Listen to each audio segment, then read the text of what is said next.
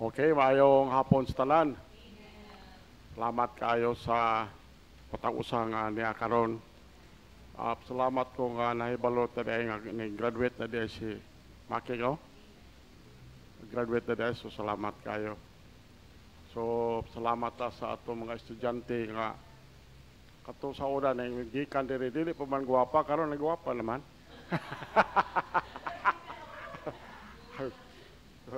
Kami hapit may magwapo. So, salamat ta sa matag usa. Gahapon ng adlaw wala ta ka distribute og tracts kay ulan. Bisan atong choir wala maka-sulwedeng pud kay ulan man. So, anyway, magpadayon ta sa atong pagsimba. Bisan pag wala ta makalakaw gahapon adlaw. So, sa dili pa ta magsugod ani ato mensahe, akong balikon pahinumdom sa matag usa sa goals ani nga church. Ang goals ani nga church. Kalang naa diha mao na ang goals sa church. Number 1 is evangelize the sinners. Dugay naman ako ni wala masultigon dunya kala dina kay tungod kay naarla dinha dili naman na mabasa kay murag custom lang tanadha ba pero mo na nga balikon ako pagsulti pagpahinomdom sa matag usa ang atong goals. Number 1 is evangelize the sinners. Unsa may bersikulo nga atong gigamit 1 Corinthians 15:1-4, how that Christ died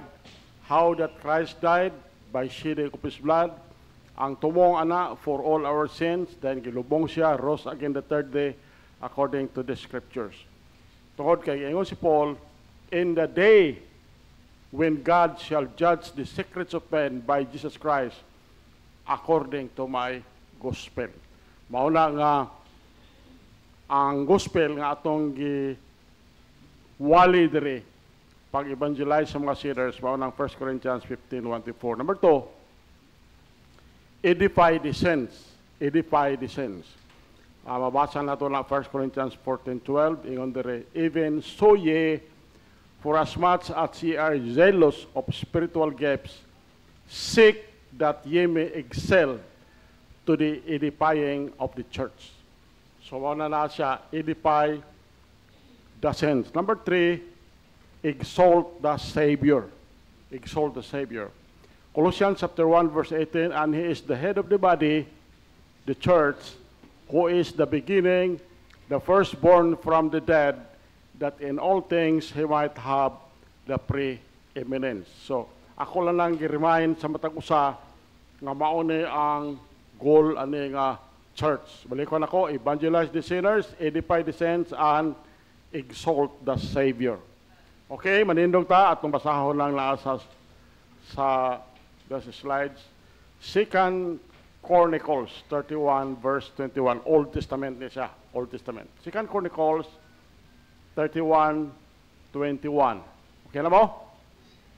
Okay, kamoy basa ana, ready, read.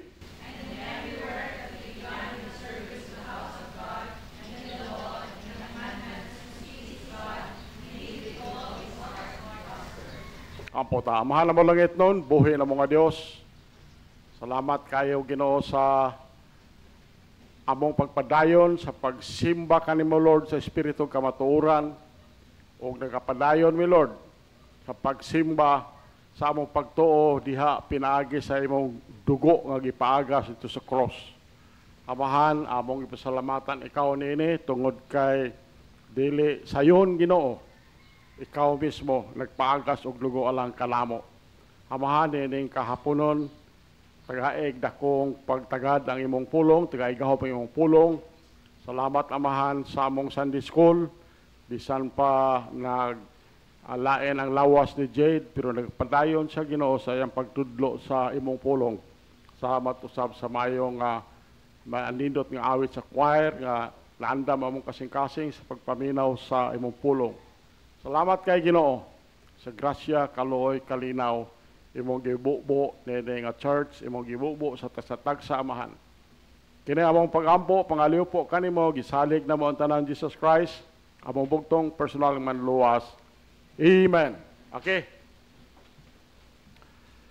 Mao ang inyong gibasa dinhi ingon diri og sa matag buhat nga iyang gisugdan diha sa pagpangalagad sa balay sa Dios ug diha sa balaod ug diha sa kasuguan aron sa pagpangita sa iyang Dios. Iyang gihimo kini uban ang tibuok niyang kasing-kasing. Og ni uswag, ni prosper siya. So, mao ni atong mensahe karong kakapunon ang uluhan na title ani is putting your heart or putting our heart in the work of God. Putting our heart in the work of God. Mao na gisultis Biblia kung balik ko na. Ang gisultis Biblia in 2 Chronicles 31:21, and every work that he began in the service of the house of God and in the law and in the commandments to seek his God, he did it with all his heart and prospered. So, kung gusto ka mo prosper, kung gusto ta mo prosper, paminaw jud anay mensahiya. Paminaw anay siya. Kaning giingon diri he in every work that he in verse 21 reference ni Hezekiah. Atong sa Hezekiah usa kadto ka godly king, Diyos nun nga hari kinsa pagsugod gyud sa iyahang paghari, iyahang gipangwala ang mga idolatry nga gisimba sa mga tao.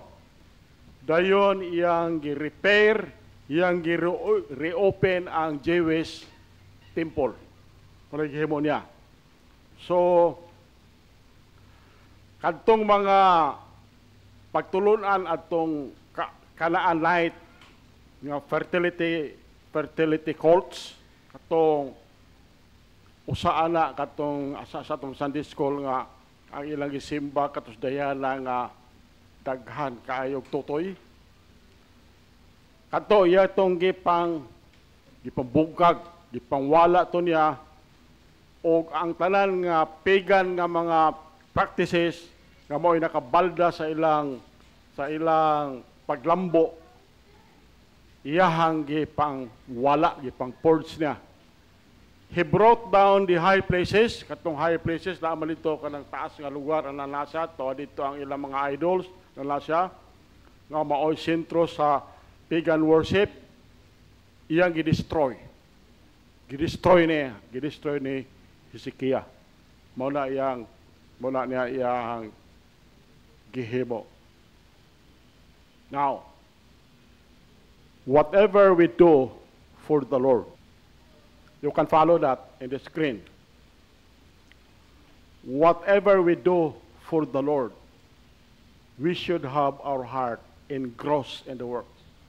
Pumahimo lang, diha nato yun, ipainit ba ang atong kasing-kasing anang buluhatona. Muna nga sa pag-start paganiha, akong gibasa akong gipahinumdom sa matag usa ang goals ani nga church. Balik ko nako, whatever we do for the Lord, we should have our heart kasing-kasing engrossed in the work. Now, our labors for the Lord Jesus Christ should be wholehearted. Ang atong mga buluhaton alang sa atong Ginoong Hesus, kung mahimo lang tibuok yung atong kasing-kasing, dili katuwa sa atong kasing-kasing. Dili katuwa sa atong kasing-kasing kay daghan magog karon mga believers karon murabag wala na nila tagae o kana bang kasing-kasing nga paghimo sa buluhaton sa Ginoo, dili sila serious sa ilang pag-alagad sa church. Mauna ang kadaghanan karon sa mga believer, simba lang, pauli, simba, pauli, marag wala lang. So, wala nila tagae ang bulhaton sa Ginoo o serious nga paghimo sa bulhaton sa Dios. So, ang pangutana, what does putting our heart in the work of God suggest? Ano siya? What does putting our heart in the work of God suggest? So, number one, there should be a serving. There should be a serving. Siguro na-notice nimo tong praise ganiha nga ato gibasa. Ingon dito, in the service of the house of God. In the service of the house of God.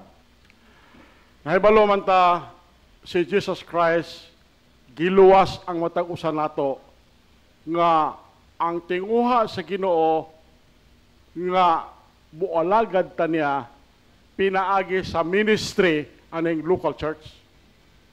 Pinaagi sa ministry aning local church. The local church is God's agency in the world. Kaning local church is God's agency nining kalibutan na. Ikaw, ako, we represent the King of Kings, we represent the Lord of Lords, and the word serve means to render active service. Una na siya. I hope ato ning paminawon og mayo nga mensahe kung gusto ka mo prosper. Kung gusto ka mo prosper. So many in the local church go owl or are absent without leave. Mauna ang kadaghanan sa naa sa local church. So, ang ato, kung mahimo lang, we should serve the Lord daily. We should serve the Lord diligently. Uban sa kakugi. We should serve the Lord discernly. Uban sa maayong pagsabot. Abi nimo, ug dili ka mo alagad ni Ginoong Hesus, makahadlok ay na sa nga butang alang sa taong alwas. Balikon ako. Not to serve Jesus is a horrible thing for a saved person. Kay gisave ang tao, gisave ka, dunay katuyuan ang Ginoo. Dunay katuyuan ang Ginoo. Bisan ako gani, gibalian kong pinakadakong bukog sa akong lawas, later on, nakahibalo ko nga dunay katuyuan ang Dios. So, kung imong i-consider unsay gihimo sa Ginoo diha kanimo, hunahunaa lang ni, ingon ani, hunahunaa lang. Kung giunsa sa imong inahan, pagbubo sa tibok niyang kinabuhi, alang sa iyang anak. Ingon ana ang kung atong i-consider ang gihimo sa Ginoo diha kanimo og diri kanako. Sama atong inahan nga grabe kayo, gabi mo hilak ang bata, mo mata, halak pila mo mata sa isa ka gabi, tungod kay kaalagad siya, gasilbi siyang saya sa iyang anak. Ingon ana ang picture sa pag-alagad sa Ginoo, paghimo sa Ginoo, pagluwas sa Ginoo, diri kanato. Number 2, there should be a seeking. Doon na gyud by kanang pagpangita ba? Yung ani ang gusto na to mapasabot sa matang usa. If something or someone is sought after in your life, kung doon ay butang o doon ay usa ka tawo nga atong gipangita sa atong kinabuhi, then you would consider them as being in demand. Doon ay butang o doon ay tawo nga atong yung nang gipangita sa atong kinabuhi, dayon atong i-consider na siya nga demand kaya na siya diri kanato. Pangutana, is God spare tire in your life? Ang Ginoo ba spare tire lang ba sa imong kinabuhi, or he is in demand 24 hours a day. When we seek the Lord, we get our minds settled and fixed upon Him. Kung ano man ko ng yawa, ang yawa, daghan kay sa mga diversions, daghan kay sa diversionary tactics sa atong kinabuhi. So, kinahanglan, we would be wise to measure the length and depth of our devotion and commitment to God. Balo man ta sa atong kontra nga gusto gud niya sa tibuok niya nga plano sa atong kinabuhi, gusto gud niya mahamper ang buluhaton sa Ginoo. Mao na ang naa sa iyahang tinguha. So, kung mahimo lalom yun ang atong devotion ug ang commitment nato sa atong buhi nga Dios. What we are seeking occupies a great deal of our time. What we are seeking occupies a great deal of our time. What are you seeking? Popularity, pleasure, or the person of Christ? Are you seeking those things which are above? Mao ni ang gisulat ni Paul in Colossians chapter 3 verse 1. Kamoy basaan ng Colossians chapter 3 verse 1. Ready read. If ye then be risen with Christ, seek those things which are above, where Christ sitteth at the right hand of God. So ingon din Paul, nan kon kamo na banhaw na uban ni Kristo, pakitaa kadtong mga butang nga atoa sa taas, diin si Kristo nagalingkod sa tuo nga kamot sa Dios.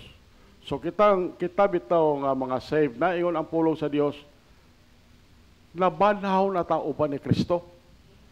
Ang mabasa man nato na sa the book of Ephesians nga sa pananaw sa Ginoo, kita nga mga saved, tuwa na dito sa langit, sitting dito sa langit, sa pananaw ni Jesus Christ.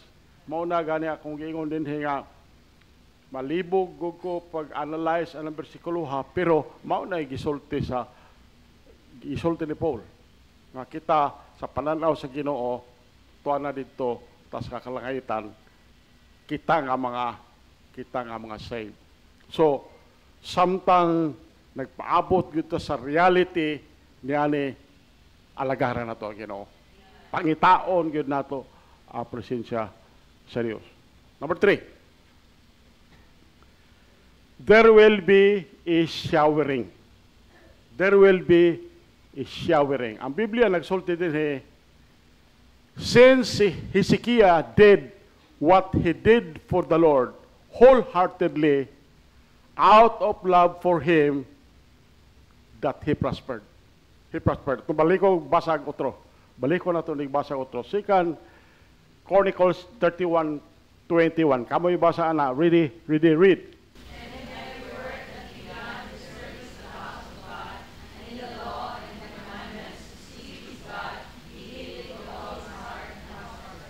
Wala, unprospered. So, bisan gani in the book of Joshua, si Joshua bitaw. Joshua, ato lang basahon ko na. Joshua chapter 1, 7-8. Kani, basahon na ito ni. Okay, verse 7. Kami basahan na. Ready, read. Only without strong and very courageous, that thou mayest strive to do according to all the law which Moses, my servant, commanded thee. Turn not from it to the right hand nor to the left, that thou mayest prosper whithersoever thou goest. Verse 8, go. This book of the law shall not depart out of thy mouth, that thou shalt meditate therein day and night, that thou mayest observe to do according to all that is written therein, for then thou shalt make thy way prosperous, and thou shalt have good success. Awa. Kung gusto tag prosperity, kung gusto kag good success, we follow Joshua. Ingon siya, lamang magmalig-on ka o magmaisugon kaayo aron nga ikaw makatuman sa pagbuhat sumala sa tibok balaod Old Testament man nga gisugo kanimo ni Moses nga akong sulugon. Yun dre, ayaw pagliko gikan niini ngadto sa tuong kamot o ngadto sa wala aron ikaw makalambo bisan asa ikaw paingon. You see? Verse 8 ingon dre, kini nga basahon sa balaod, ang kaning basahon sa balaod ani mao ni katong Genesis, Exodus, Leviticus, Numbers, Deuteronomy. Mao siya. Kining mga basahon sa balaod, dili mo biya gikan sa imong baba apan ikaw mamalandong diha niini sa adlaw ug sa gabi aron nga ikaw makatuman sa pagbuhat sumala sa tanan nga gisulat diha niini aron unya ikaw muhimo sa imong dalan nga malambuon o unya ikaw makabaton og maayong kalampusan. So, gusto kag prosperity, balikon ako, gusto kag prosperity and good success, we follow Joshua. So, when we undertake something for the glory of God, we will succeed. We will succeed, whether we like it or not. Balikon ako, when we undertake something for the glory of God, we will succeed. But if it is done for personal glory, it will fade and wither. But kung personal glory, it will fade and wither. Sama bitaw ng mga bulak nga gauga sa tunga-tunga sa adlaw sa summer sunshine. Yung ana, mo wither kung personal glory ang imong tinguha. Munang ganahan taon ng karaan nga mga awit ingon dito, showers of blessing. Showers of blessing we need. Mercy drops round us are falling, but for the showers we plead. So, if you honor the Lord, He will honor you. If you honor the Lord, He will honor you. Showers will come. Showers will come. So, bao niyang summary sa mensahe. What does putting your heart in the work of God suggest? There should be a serving. There should be a seeking. And there should be a showering. Resulta, God will prosper us. God will prosper us. So ato ning tapuson ning mensahe sa gospel. Kay dili gyud ta mobiya aning bersikuloha tungod kay ug mobiya ta aning bersikuloha basig matumba ta. Basig matumba ta mo apostatize ta ba. So mao na kanunay gyud nato ning basahon, kamoy basa ana 1 Corinthians 15:1, kamoy basa, ready read.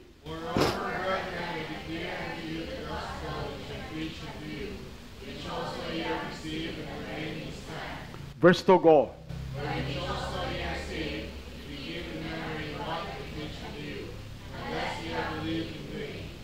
So mao niya ang gospel. Verse 3, ready, read.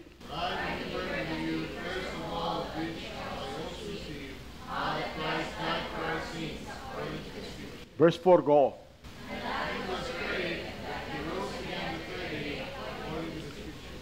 So, ang gisulti ni Paul, ingon siya sa verse 1, stand, barugini, tungod kay mauni ang pagi nga diri ka ma-save. So, mauni ang seven elements sa gospel. Kanang number 1 na how purbida tuluran na ka-letters pero importante kay na. How Christ died by shedding His blood. Pagpaaga sa iyang dugo. Dili gyud ta moundang aning pagwali aning dugo ni Jesus Christ. Tungod kay importante kay ni. How that Christ died by shedding of His blood for our sins according to the scriptures, then buried, rose again according to the scriptures. So, ingon lang si Paul, if thou shalt confess with your mouth the Lord Jesus, and shalt believe in thy heart that God hath raised him from the dead, thou shalt be saved. So kaning gospel, tuhuan, din isugid sa baba. Pero dili natural man gyud na nga kung doon natay pagtuo, masulti man gyud nato sa baba. Now, ang tao nga nakabasa niini, nakasabot niini, nakadungog niini, nakasabot niini, ingon ang pulong sa Dios, whosoever shall call upon the name of the Lord shall be saved. Shall be saved. So, ingon si Paul further, for by grace are ye saved through faith, and that not of yourself, it is the gift of God. Not of works, lest any man should boast. So, ang atong pagtuo, by faith. It's by faith. What faith? Iyon sa Romans 3:25, faith in His blood. Faith in His blood. Iyon din pag nahimo ni mo ni siya, iyon ang pulong sa Dios, but as many as receive Him, to them, give He power to become the sons of God, even to them that believe on His name. So mahimo kang anak, mahimo ang taong anak sa Dios, kung mahimo kang anak, anak na ka forever sa Ginoo. Mao na ang pasalig sa Ginoo sa iyang nindot nga pulong, nindog ta mga puta. Mahal na malugit nun, buhi na mga Dios. Salamat kay Ginoo sa imong pulong, salamat sa presensya sa Balang Espiritu, salamat sa among Sunday School, salamat sa choir, salamat Ginoo sa nagalihok ni nga church, Lord. Salamat kayo. O ako gihangyo ang matag usa, you can sit it down there, you can kneel, you can come to the altar, pakikistorya sa Ginoo ni kahaponon, unsay imong commitment sa Ginoo, you commit that, o hinaot pa nga makaton ta, makasabot tayo ng mensahe karong kahapon. Let's do it. Amahan na mo langit noon, buhi ng mga Diyos. Ang imong mga anak, amahan na sa ilang sa tagsa ka lingkuranan. Wala ko kay balo Ginoo sa unsay ilang tinguha silang kasing-kasing. Apan, imo silang anak, Lord, ug unsa man ang ilang tinguha, Lord, ako gipangamoyo nga ikaw paghahatag og pagtagad. Mahal mo langit noon, isip nga ibaw gipiala ni nga church. Ako ang gipangamoyo kanimo Ginoo. Nga ikaw nga mong Ginoo magpanalangin sa matag usa ug magbantay sa matag usa. Kaduha man ako nangamoyo kanimo sa tibuok na kong kasing-kasing nga ikaw ang among Dios nga makagaho maghimo sa imong naong nga magsidlak kana sa matag usa ug magbadagayaon sa grasya kanha sa matag usa. Katulo amahan, ako gipangamuyo kanimo Ginoo. Dios kang nga makagagahom, omniscient, omnipotent, omnipresent. Ikaw ang among Dios nga magbayaon ta ang imong panagway kanha sa matag usa ug mohatag sa matag usa og kalinaw. Di katapusan mga adlaw amahan, ligula Ginoo among pagtuo diha kanimo. Kay nasayod mi nga karong mga panahon na bugnaw ang kasing-kasing sa tao, Lord, o ako gipangamoyo nga kami kanunay gud init ang pag-alagad namo diha kanimo hangtod sa imong pagkuha kanamo amahan in a rapture. Mahal na malangit nun, kinamong pagampo, pangaliw po kanimo. Ang tanan ini amo nang gisalig sa mahal nga ngalan ni Jesus Christ. Among bugtong personal nga manluwas. Amen. Okay, once again, daghan kayong salamat sa pasensya sa matag usa. Amen. Don't forget, next Sunday, magkita niya ta diri sa church. Amen. Now, as we sing our third song, last song atong hangyo na matag usa, let us all rise. We're going to sing Make Me a Blessing. Amen.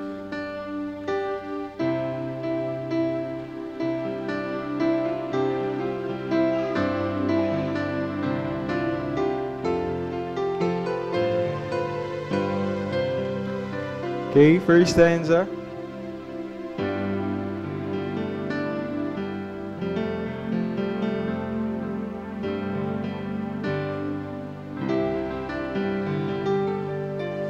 Okay, first stanza, ready, sing. Out in the highways and byways of life, many are weary and sad. carry the sunshine where darkness is rife, making the sorrowing glad. Make me a blessing, make me a blessing out of my life. May Jesus shine. Make me a blessing, oh Savior, I pray. Make me a blessing to someone today. Verse 2. Tell the sweet story of Christ and His love. Amen. Tell of His part to forgive. Others will trust Him if only you prove through every moment you live.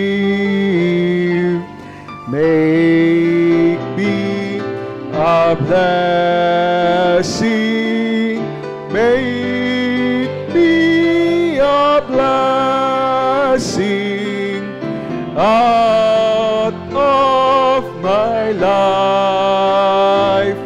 May Jesus shine. Make me a blessing, oh Savior, I pray. Make me a blessing to someone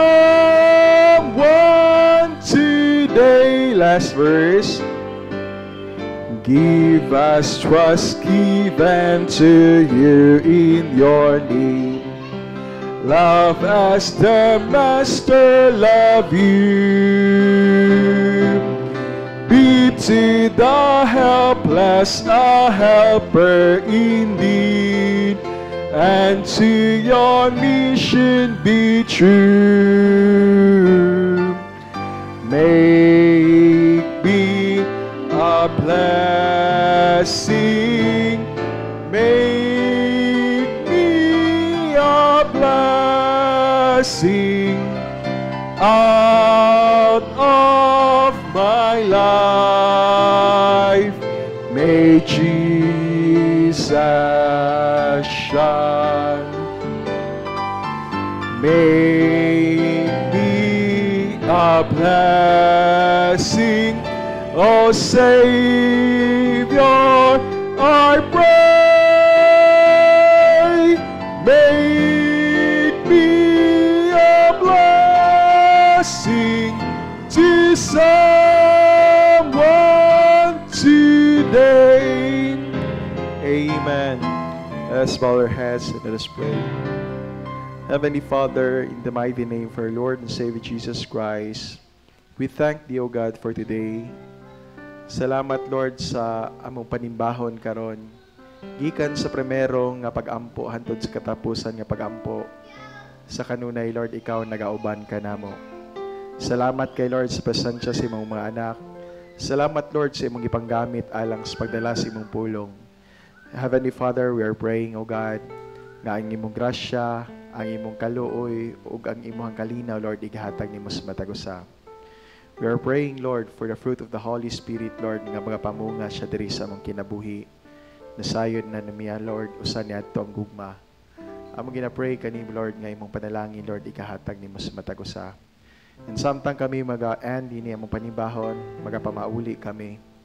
Proteksyon niya matagusa, Lord. Dala kami safely sa among tagstag sa kapanimalay. Bisan pa, Lord, ang amo ang mga kauban nga wala diri karon nang gibiyahe. We are praying, Lord, for their safety, Lord, ang silang safe nga pagpamauli. We are praying, Lord, for your blessing para sa mga pastors, among blessing, Lord, alang sa mga naglihok diri sa church. imong blessing, Lord, at ang sa matag members. Lord God, we commit to you all these things in the mighty name of Jesus. Amen.